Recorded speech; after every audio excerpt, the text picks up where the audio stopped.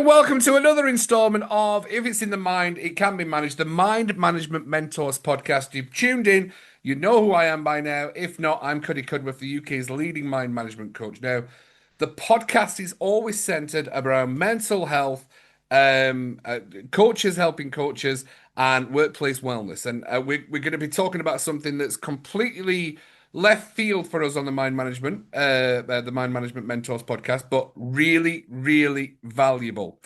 And before we go any further, I'm actually not going to introduce you for a change, but as if you're on blind date, how are you? Tell us your name and where you're from. Blind date, that takes me back as well.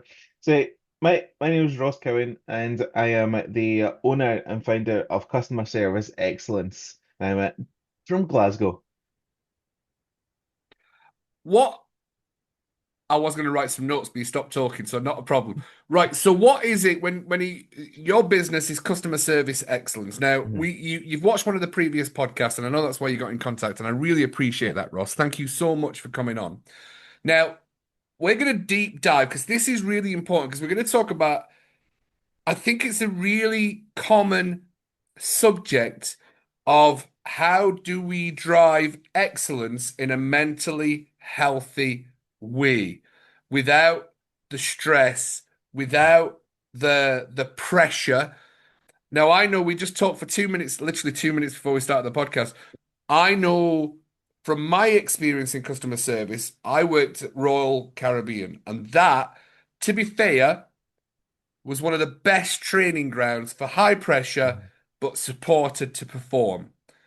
And I Yeah. walked away from Royal Caribbean with all these skill sets, and I never really I did have a nervous breakdown on ships, but it wasn't actually because of work, it was because of something else. So I can't say that it was a Royal Caribbean problem that I had my nervous breakdown. It was something completely Yeah. different. But yes, I was in that workplace. But what we're going to talk about today, Ross, is how do you drive customer service excellence? Talk about some examples of bad customer service because it is even I know we talked quite quickly there, Ross. Customer service is not what it used to be, and why. No. So let's start there. Why is customer service not felt? It's such a good question, Curry, and thank you again for having me on as well. So customer service isn't what it used to be, which is why I've started this business. Yeah. I have always been passionate about customer service from a very young age as well, and been in customer service fields for o over a decade. And the way that customer service is today, there is such a high factor that falls back to COVID, because Right. that's when the real dip kind of happened. Because you had 2 years really where people were scared to talk to each other, were scared to interact with each other Mm. because they didn't know how they were going to be. They had maybe elderly loved ones or loved ones at home that had a weakened immune system. So then they're not going to spend that extra few minutes talking to somebody and building that rapport, that relationship that we're used to, because they think, oh, if I talk to you, then I might pass something on to them. Mm. And it's such a problem, and it's that trend's continued. So it's not the scaredness of passing something on. It's just that, oh well, this happened for 2 years, so I'm kind of used to it now, and I can't really be bothered changing it. So that's where, for me, it's about bringing back the old school customer service. So the relationship building, the rapport building, and in terms of mental health and customer service and the service industry as a whole, is as you know, a very high pressured industry. It And is. Yeah. that's and that goes from everywhere from pubs to restaurants, hairdressers to call centers, especially, because you've got calls and calls and calls that are coming through. And just say, if you think about that, you have 150 calls, 300 calls waiting, and you think, oh, I need to answer all of these things. That come and go, all closed up, and you go, how can I help you? Can I get you off the phone very quickly? So that's fair. certainly in the training that I've got is that I teach the biggest golden rule that I have is the 2 seconds rule, and that's think and breathe for 2 seconds, Mm. and that's just hi, how can I help you? I'm now ready. So and it's a really quick and easy tool, but it can just go and calm. And just having that level of calmness, just that yeah, everything can be going on. The kitchen can be on fire and everything like that. But if you can just go, okay, then that almost all that background noise just can go away. So and that's where for for any business owners or anything watching, if the only thing that you hear is to implement that 2 second rule, then you will notice such a change in your staff, your customers, and also the book as well, because people buy from people. So if we can Yeah, bring that back, then it makes the world of a difference. yeah. So with your expertise in customer service, how do you, because from what I see, so I do some things at the weekend that's entertainment based in an establishment that is customer service. So, and I often try to speak to the waiters and the wait staff and all those Mhm, kind of things and the bar servers, because one of the biggest things that pops up is people are the customers. mhm, Customers can be quite angry and project something they've had going on mhm, somewhere else on to that employee in that mhm. moment that is there to resolve their challenge. 100%. What's, I mean, it is. How can you, because I think one of the biggest parts of the training, you're Ross, you probably were expecting this question, but how can you train the person to let them know it's not personal? Mhm, It's not actually about them, and how to cordially say, you need to leave that shit at the door, mhm. and still create that feeling of that person listened to me. That person Yeah. cares that I have actually got a problem with the pizza, even though it's probably not the pizza that's the Mhm, problem. mhm. How do you train that person so that they become emotionally resilient to be able to feel comfortable? Tell me if I'm wrong, but is it not younger people getting into the service Yes. industry first as a learning lesson, to be Uh-huh. fair? Yeah, it is. And there was an article which I read recently that was 16 to 24-year-olds are really struggling in the workplace. That's because they're not being given the right training, the right support, or the right tools just to do their basic jobs. Because that you've got such a high turnover of staff in the service industry, you've got people that are coming in just to fill a space. You go, Ricky, you'll do. Here you go. On a till, on a bar go and here's a book and a pen, go and take an order. So that's where, in terms of kind of the situation you're talking about, where there are a lot of people that are just carry around that anger and just you can just be the wrong person at the wrong time and you go, ah. So and that's just where you can say, okay, I hear exactly what it is that you're saying. If I were in your shoes, I would feel the same way. However, let's talk on a similar level and we can work things out together. Because I think that if I were to come into your workplace and talk to you like that, I think you would not very much like it either. So how about we work together at a similar tone, and then we can get everything sorted. So it's the biggest thing is communication. It is. Yeah, So it it's is. and that isn't just verbal communication.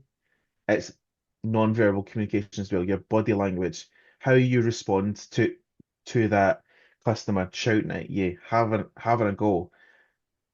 Just say if you're standing there like that, then just say the customer's just gonna that's just a red rag to a bull. So it's but if you're calm, open, and you've got so much communication behind your eyes as well, just say you keep maintaining eye contact and the biggest thing for communication and eye contact. is the triangle. So eye, mouth, and just keep going in between them. Then just say that person, the customer feels heard. You know really what they're talking about. And while they're having their rant, let them have their rant. Unless they're being abusive and anything like that, then absolutely cut it down straight away. But if they're just moaning about a burger, a pizza, whatever, then let them have their rant and you just go, right, okay, I've heard you. Let's see how we can resolve this and let's see how we can make this experience better for you. Apologies for whatever's went wrong, but let's work together to work this out. So there's so much that's in there that it's just again just about that 2 second drill, just taking a little step back and going, right, let's go again. And I love this because the money you would save in staff turnover Yeah. from having someone like yourself train them, go through it. It doesn't matter whatever level they're at, doesn't matter Hmm. what the size of the business is. People will come and go, but they will stay longer if they felt like they've been given the training to go. Now, to be fair, I'm 47. No, actually, I'm 48. I keep saying I'm 47. I'm actually 48. And I'm a very large gentleman. And Ross, I know we don't really know that. I'm extremely confident. So if somebody's been an arsehole with me, funnily enough, the things I've learned over the years is silence cuts louder than words. Yeah. An eyebrow raise is some of the strongest communication you can have sometimes. Hmm. But I would quite happily, for any business that I work in, go, oh, I don't know if you think I'm one of your family members, but you don't talk to me like that. Now, can Yes. we resolve? Now, I know that's a confidence thing with years of Uh-huh. experience from me, Yeah, but exactly. Exactly. But for an 18-year-old student that's just come in, I don't think that's going to go down well. no. Right, so I've got a scenario for you, Ross, Uh-huh. because Let me you go. are an expert in customer service, and I want to share a story for something that happened where, and I'll say the brand name. It was EE. Hmm. It was EE, and I am really good at not losing my shit. Hmm. And my wife, that's why I have to do a lot of the communication because I don't lose my stuff, and I'm a very good communicator to go, Hmm. right, you're maybe not the person I need to talk to. Can you put me on to the next person? Anyway, Yeah. something was gone wrong with EE, and I actually lost my shit really quick, Ross. To be fair, Right. I'll be honest. I lost it Uh-huh. so quick. Even Carol was like, "What's that?" I mean, this little 19-year-old arsehole's just Hmm. like this, and this. And I always Hmm. said, because I said, look, mate, we're not getting where we need to because something's happened along the journey. And I need to speak to someone that's going to be able to make that change to let me Yeah. know. And he was like, look, I can't really put you onto anyone else. I can't resolve your problem. You might be better off leaving EE and going back to BT, but there's going to be a charge. Look at your eyebrow raise, Ross. Look at your eyebrow raise. You were right there. Look, that's how I lost my shit in like 3 minutes. And even my wife Wow. was like, "What are you doing?" Ross, right? Now I know that Wow. they record conversations, Yeah. right? So I'm just sat there going, "Dude, Yeah. seriously, dude, what?" I wasn't. I was effing and blinding. To be Uh-huh. fair, and I always apologize for my language when I've been talking because it's actually non-offensive, but it can be an aggressive language. But Yeah. unfortunately, most people don't know me, so they don't know actually half the time it's non-offensive. Uh-huh. So I literally went, dude, this conversation's over. Right? Hmm. So I got a phone call back from a ye. And it was a lovely Scottish lady.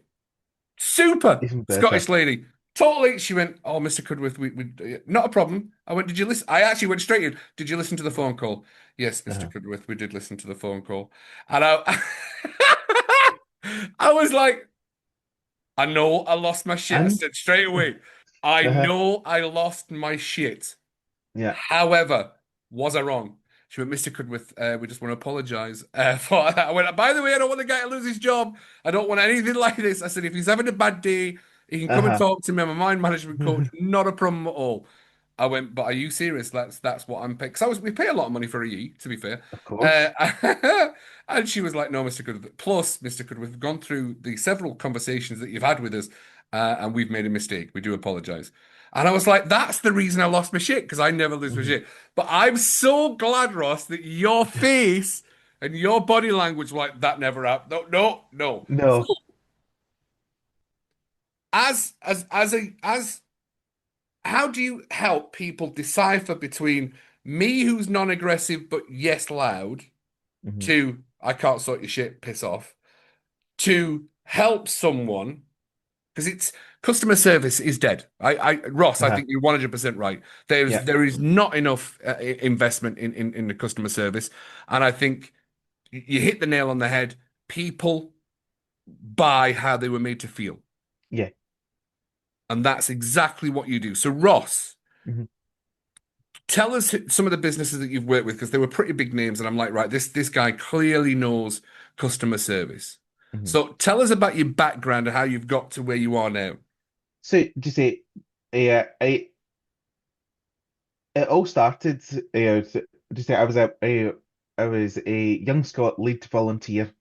So I was with the Young Scot program, and that's your little Young Scot card, 11 to 26-year-olds, and the first thing that I did with them was part of the Commonwealth Games back in 2014. So as in we were in Glasgow Green making these seed balls and wishes that were Scottish wildflower seeds that were biodegradable. Right, I'll put my teeth back in and try that word again. Biodegradable. There we go. Wrappers, and then what people were doing were writing a wish for the legacy of the Commonwealth Games. And so we were youth legacy ambassadors. And with that, we would look at all of these wishes and we'd collect them and we put them on benches all across Scotland. And that's that's where my love of customer service came from. So it's because you have, and we had 56,000 wishes that were made over the 11 days of the Commonwealth Games because we had that many people and from all over the world that I got to talk to and just have these meaningful conversations. Because there were some absolute bonkers wishes. So, oh yeah, I wish for a goldfish. My name's Nicola, 32 for Click Manager.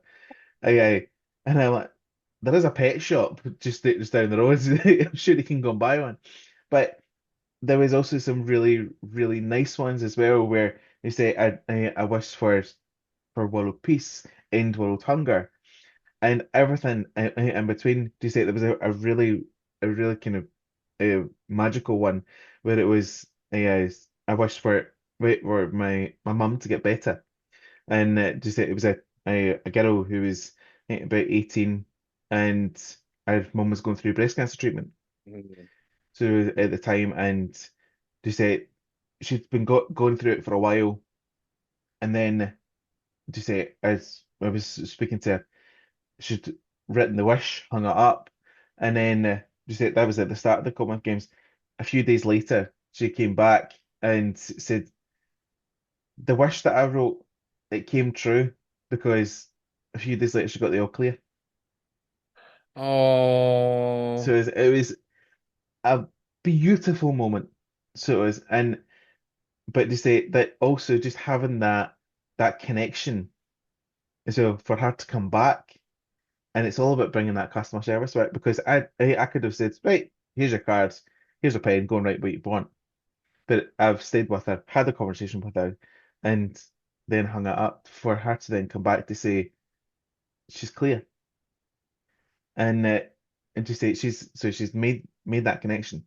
Right from there, I was then working with the Royal Bank of Scotland as well as a cashier in Glasgow. And in Glasgow, you deal with everyone and anyone.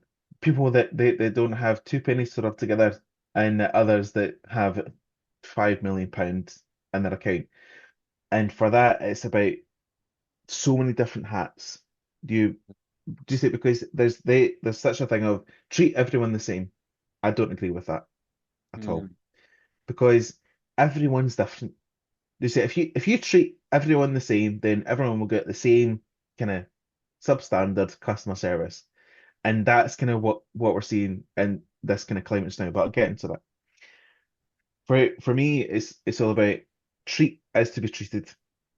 You say because if and for that it's that I will have absolutely the same conversation of with someone that doesn't have a lot of money. All right, how you doing today? Lovely. Oh, it's great to see you. And then just say you've got your private customers, your wealth customers. Good afternoon, sir. How are we today? So, but they're still getting that great level of customer service, but you've got different hats on. And just say we had our regular customers that would come and see me and just go, oh no, I just rather wait for Ross because they know that the stuff's got going to get done and going to get done right, and they're going to have a good service, going to have a good chat as well. That's one thing that I can do. I can chat till the cows come home, and but it's always just been that relationship building as well for people to come back to you to say, oh, thank you for that, and oh, I had a wonderful holiday, and what one of the best experiences that I'll share with you was I had a known customer that came into me and he was looking for a loan to do a kitchen. And I said, all right, okay, we can have a look and see what we've got. So I was looking at different products for him and I noticed that his mortgage was with another company. And I said, your mortgage is with someone else. When's that due up? He says, oh, not for another kind of 6 months, uh, 5 months even. And he said, sorry, I can't really do anything just now. I said, no, you can start shopping about with 6 months to the end of your mortgage contract. So how about we look at bringing your mortgage over here, doing some additional borrowing on the mortgage so that you're then paying still getting the same amount of money for your kitchen, maybe even a wee bit more, so you can have a better kitchen. Then we can do all that. It's over a longer period of time at a lower interest. How does that sound?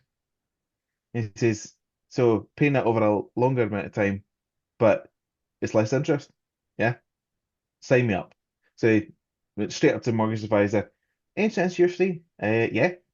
So got him up, and then within about two months, he came in with a card, and his kitchen was all done. So it looked great.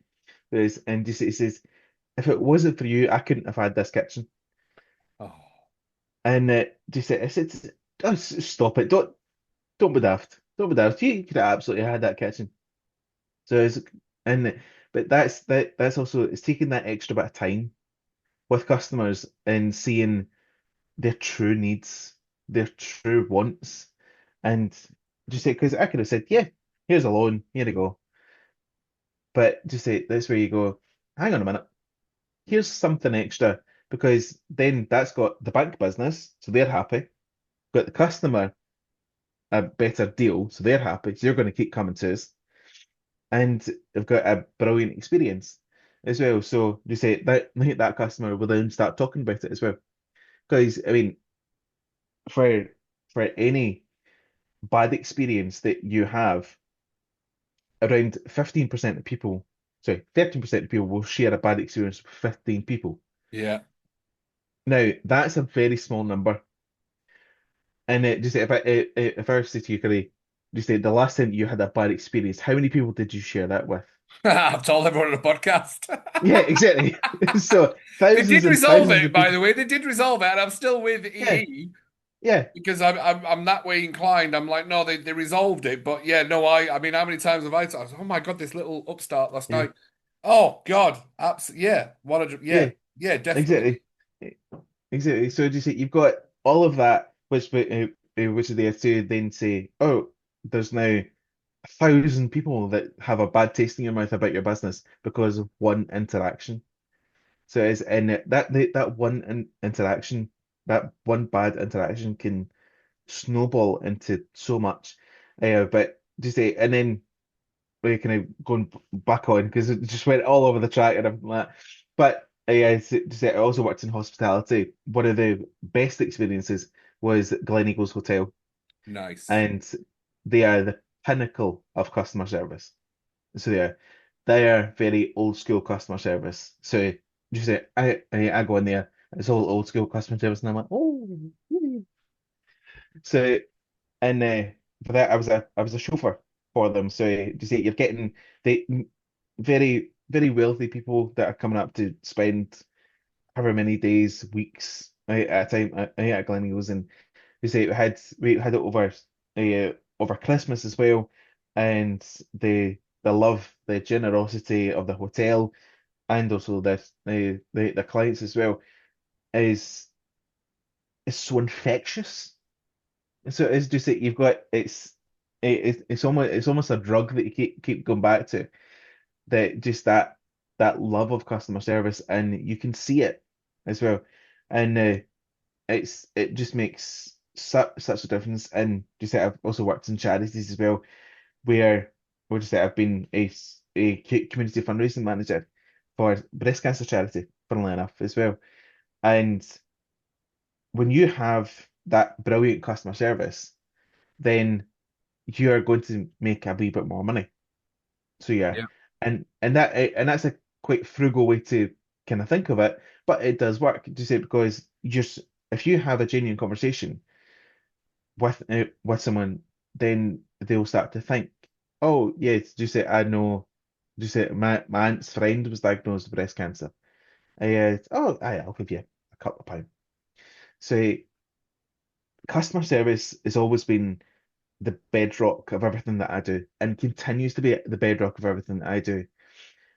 And that's where I see customer service the way that it is today, and I think, why doesn't everyone else have a bedrock and a standard of customer service? Because the standards are down here, should be up here, because that's where my standards are, and Yeah. if not higher.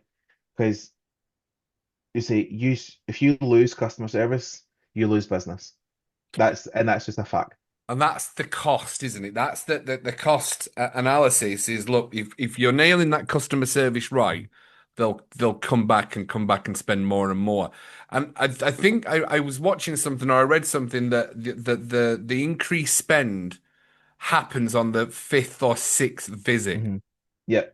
Just say, and you've got it where, I mean, if I were to ask you, how much money do you think is lost every year just due to poor customer service Oh, I bet it's a in the lot. UK? I bet it's billions. 12 billion 12 pounds. billion. Yeah, 12 billion pounds in a year is lost just due to poor customer service. And is And that in the that's not, UK? yeah, that's just in the UK. And that's not a failed marketing campaign. That's not a failed product. That's just customers getting up and never coming back. So it's a mix of refunds, gift receipts, free items, and also lost business as well. So you've got customers that are very easy to manipulate to then go somewhere else. Well, it's technically it's the buyer's market, isn't it? Really, I mean, the That is, buyers are going to go where they made. And actually, funnily enough, I did go to Gleneagles once, and we had a lovely coffee. mhm. And then we went to the Andy, the tennis player, Andy, whatever Andy he's Murray. called. We went to Andy Murray Hotel, and that wasn't a good experience, but the toilet was nice. Is it the Crow or something? Is that the name of the hotel? The Yeah. Crow. Uh, Yeah, we went there. That wasn't really good customer service. And because it was Andy Murray, we thought, right, we'd get a good mhm. service because we were Yeah. driving around up that area. Hmm. And I've got a friend coming up soon, so we're going to take him out. Right. So to get to the nitty gritty, Hmm. all right, what's genuinely, how do you drive excellence in customer service without pressure and stress? For for me, yeah, as I say, and I'm going to keep saying it, it's communication. But what do you mean by communication? So just say for that, if you can have a a really good set communication standards, where we just say yours, hi, how are you? How can I help you today? And just these real kind of prompts, really, they that will enable a brilliant service. Hi, how are you? Can I help you today? Is there anything you're looking for? And then just say you just really keep, it's not a monotone, but it's a real interest tone in what the customers are saying. Because if you can keep that focus with a customer, then there's no stress, there's no pressure, because the pressure can come from internally. Because if you kind of going back to the where young people are struggling just now, and they were affected very much by COVID because they were all locked in. Everything's on a screen, so Yeah. as everything's on their phone. And I mean, I was working. I was at the Sales Geek conference a few months ago, and one of the team were saying about a time where he was working with a boy who was doing sales. He was 24, and he says, "Right, we'll go and sell." And he started doing emails, and the guy's, "But you didn't pick up the phone." So he picked up the phone, dialed the number, and it just rang out. And then I went into voicemail, and the boy's face went white, and he hung up very quickly. And he said, "What was that? What was that voice? What do you mean? That robotic voice?" Boy was 24, never heard a voicemail. Oh, wow. Yeah. And just say that's because that every communication that this person had was over text, where it was over the email. So he didn't know how to communicate via the phone. And so there's for me in my training, I strip everything back to basics, and that's in-person communication, telephone communication, email communication, and you've got, as I said, the verbal and non-verbal communication. So Yes. you Body say if you're language. exactly, I had to say because if you're standing and said not interested, just kind of leaning about, looking about, and you've got a customer in front of you, then they're going to start getting annoyed because you're like, no, excuse me, can I have your attention for 2 seconds, please? And you go, sorry. Oh yeah, okay. No, bad. Hmm. So let's bring it back. The person that's in front of you is the focus. No matter what else is going on, that person in front of you, have your blinkers on. That person and you are locked in. That this this chat This is your new and game on your phone. yeah, exactly. That's a perfect one. I'm going to steal that. That's brilliant. Yeah. This is your new friend on Yeah, Messenger. exactly. So have a conversation with them, interact with them, just to almost be staring into their soul that you're doing that much eye contact. And because if you can nail communication, you can nail every other bit of customer service. True. It's very true. Communicate. And so what, I mean, correct me if I'm wrong, please, please do, but it kind of sounds like you're working on congruency, what people are saying and what people are doing physically. If it's not Yeah, matching, it's insincere. absolutely, absolutely. Just say because I mean, they might tend to, for example, going back to your EE story. They say one of the things that they did was, oh, apologize for the way that person spoke to you. Yeah. Did you feel that that was sincere It in was. that She was apology? lovely, and she was a Yeah. lovely Scottish lady, by the way. Mm. And I was like, you've clearly done customer service because I'm the head of customer service. I was like, right, Mhm. okay. Uh, honestly, I was Yeah. like, I apologize that I swore. She was like, it's Yeah. all right, but we also could hear that you weren't actually aggressive. I was like, thank God for that, because my wife was like saying, shut up. I'm like, but she went, I know, I'm so sorry. Yeah. And And it was, and that's it. If you can get that sincerity across, yeah, and there's so much in tone of voice and the way that you talk as well. Just say because if you just go, hi, how can I help you? That's not sincere. That's transactional. And that's where customer service is just now. It's transactional. yeah, So it's not about repeat business, it's about the business that's there and then. You say, I mean, there's a brilliant uh, marketing person, Roddy Sutherland, probably heard of him. oh, I've seen him, I think. Yeah, I Yeah. have. I have seen Uh-huh. him pop up on my social media feed. Yes. Yeah. Brilliant, brilliant, very insightful man. And he was telling about a story about the best salesman for car sales in America. And the way that he did it was he didn't think, right, okay, how can I sell this person a car today? He worked it where, right, okay, how can I make sure that this person comes back to me for their next car? And that's all about the service. So just like to say, oh, this is what I'm looking for. You go, all right, okay. Here's absolutely what you can have, say a Range Rover, or for example, but here's maybe a Land Rover Discovery. So it's still got everything that wee bit cheaper. So and just say because you would think a salesman offering me something cheaper, that's never going to happen again. So yeah, I'm going to definitely come back to you. Hmm. So it's all about having put yourself as the customer. How would you, can it and it's back to the treat as to be treated. Yeah. And because if you can absolutely bring people back, then I mean, repeat business is free business. So it's and you've got it takes three or four times more expensive to get a new customer than it does a recurring one. And that's where 58% people that an American Express survey that 58% of people are willing to pay more money for better service. So it's nearly Say that again. six. Oh, say that again. There's Yeah. going to be a point to reference.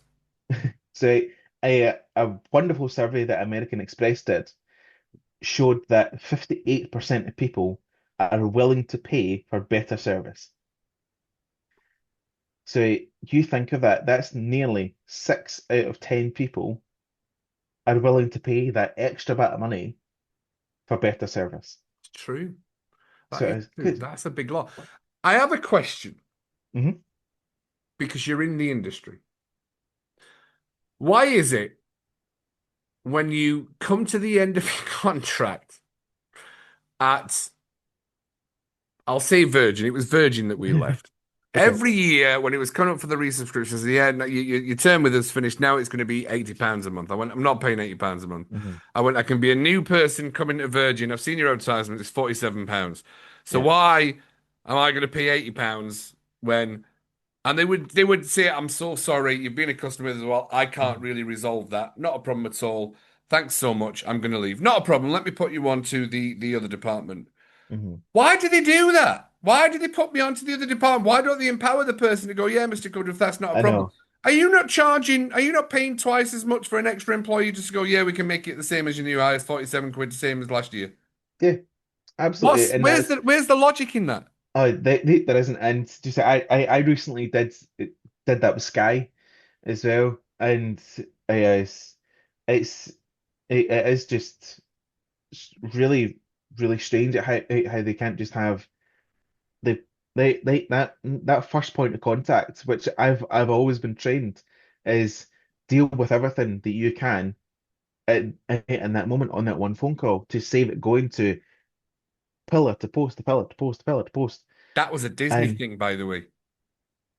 That was a yes. Disney thing. Disney stopped because we were at Royal Caribbean and we learned customer service and how to really genuinely just make them feel like, yeah, whatever you want. Look, we'll give you 50% off your next cruise, not a problem. Yeah. Really? Oh my God, that's amazing. Yeah, not a problem. Boom, done. Disney started giving empowerment and allotted amount of money for any staff member in any cafe, any restaurant to go and buy them that kid who's crying a gift, Hmm. so that that person on the lowest level had the say, go and make that person feel amazing. Yeah. And Disney gets it. Why is it Disney Uh, gets it? it's and they say it's such just you think that that would just be such the normal thing to do as well. They say that's the common sense thing to do. Oh, there's a problem here, let's fix it. So it's in it that's where I have noticed in a lot of companies, and you'll probably see it as well, common sense is Not that few and common. far between. It's just not that common. Yeah, it's that's it because you think, and then when you do get it, you think, oh, hang on, that's actually the right way to do it. You go, yeah, and it works. So I mean, you say there's a brilliant book called Unreasonable Hospitality On that what? is a unreasonable hospitality. Nice. Okay. So and a brilliant book. I can't remember for the life of the name of the author at the moment, but it's was a guy that brought the number 50 in the world restaurant to number one. So it's, and the way that he did that was customer service and making the service the best that it could be. What and just say when they were told that you're number 50, here's number one, he took his senior management team managers out to the number one restaurant, and they were all saying, "Oh, they do that brilliantly. Let's copy that. Let's steal that." And the guy said, "No, think about what they didn't do so well." And they said, "Well, their coffee wasn't brilliant. It was just a kind of normal kind of pot of coffee, and they didn't have a great selection of beer." So the guy said, "Right, okay, you're now our new beer sommelier, and if anyone wants a beer with perfectly matched with whatever dish that we've got, you're doing it, and you're a coffee sommelier. So you work on the best coffee that you can find, the best machines, do all the training that we need for it, so that we can make those two elements that the number one are not doing brilliantly excellent."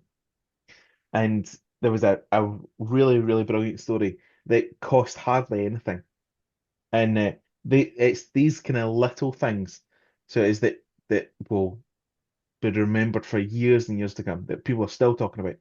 It was a family that were over in America, and they were at this restaurant just about to go to the airport, and they were sitting around the table, and one of the waitresses overheard them saying, "Oh, we've not tried a proper New York hot dog."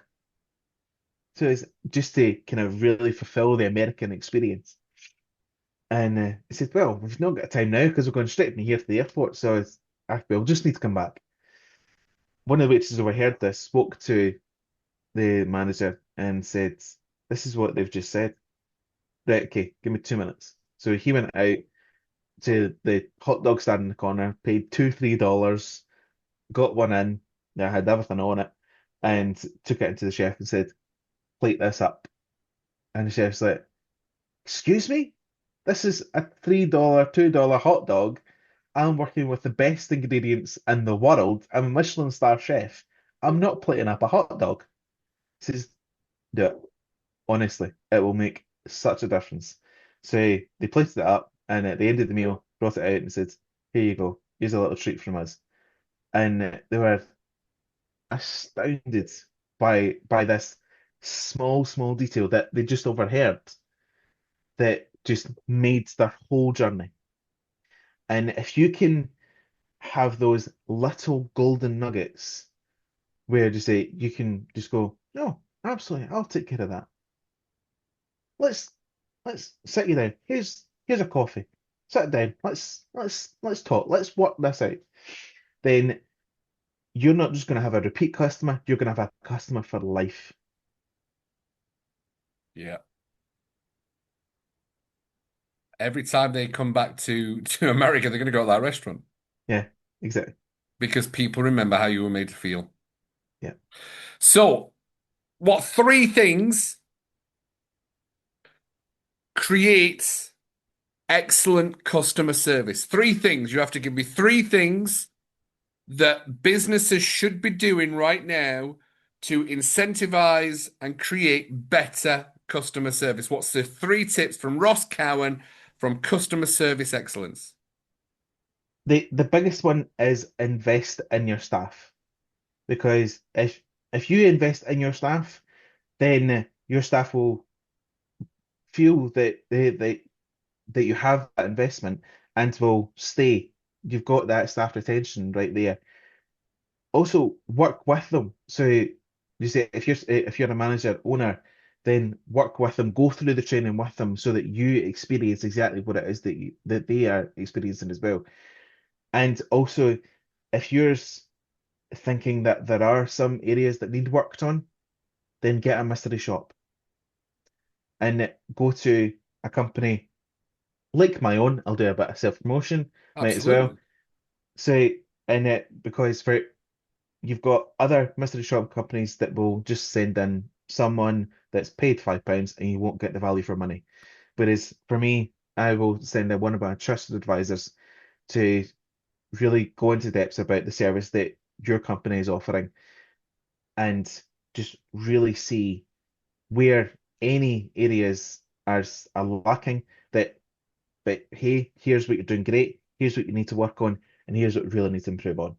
And if we do see some real improvements that needs to be worked on, then we've got training for that as well. But it all comes down to treat staff as well as the customers as well. Yes. And if you can treat as to be treated in every level of your business, from the chief exec to the cleaner and the customers, you're winning. Boom. Ross, that was insightful, mate. That was so insightful, and I think for any, we're always talking about workplace wellness. Yeah, That's the whole vibe of the podcast is workplace wellness, and that basically, if I can summarize it, is treat your staff like your customers yeah, uh-huh, because they'll want to treat them the exact same way. exactly, exactly. And it is. I just did. Do you know what? I just did my networking speech about the cost of a toxic workplace. Of Mhm. I hear it all the time. It's like, no, if they don't want Yeah, to work here, let them go. I'm like, you're an absolute moron. no, If that's, no, it's not a heart-centered approach. no, No, no, absolutely we not. can get Because new people in. Do you know how stressful it is getting new people in and training them back up to do the exact same thing that you trained the other ones to do poorly? exactly, and just say you have staff turnover, then you're going to spend so much more money on advertising the job, having the spending time doing interviews, doing the training, doing everything to bring them back to that level. And then what if they leave as well? Then you're back to square one, and you're stuck in this spending loop of training for staff retention. So if you can treat your staff well and just have that kind of mantra, if you want, throughout the workplace, that treat as to be treated in Yeah. every single level. And if you have a great person that's doing great customer service, then bring them in. Say this person's doing it brilliantly. Make them shine. Put them on the plinth and have people shadow them to and pick their brains. How are you doing this so well? And that can be at any level. Mm. So if you can do that and get their kind of best points of practice, then she's in there because again, people learn from people that are side by side as well as people that are coming from top down. So there's so many areas where just a small change, a small tweak, a little golden rule, a little 2 second rule can make the world of a difference. Ross, this was so insightful, mate. Thank you so much for being on the podcast. And I think we're all trying to speak from the same pulpit, if you like. Is look, Yeah. spend the money on your teams, on your Hmm. staff, and the benefits of that will just come back to them. And businesses do get it. And Yeah. you know what? The bigger businesses do get it. Yeah. And I've seen it, and I know Absolutely. what Royal Caribbean were like, and I know what Disney were like. And yes, we had a lot of rules that we had to stick to, but they understood the core foundation is if you treat your staff better than your clients, they'll go and do the exact same thing. And that's the area that I work with is the management and the leaders of the business of understanding that you just have to treat your staff like they are your customers. They're the ones that's Yeah. keeping your business alive. And Royal Caribbean were really good at that. And thank you so much for coming on the podcast. Ross, Thank you is for there having me. anything else that you want to share right now as you drop the mic and leave the podcast?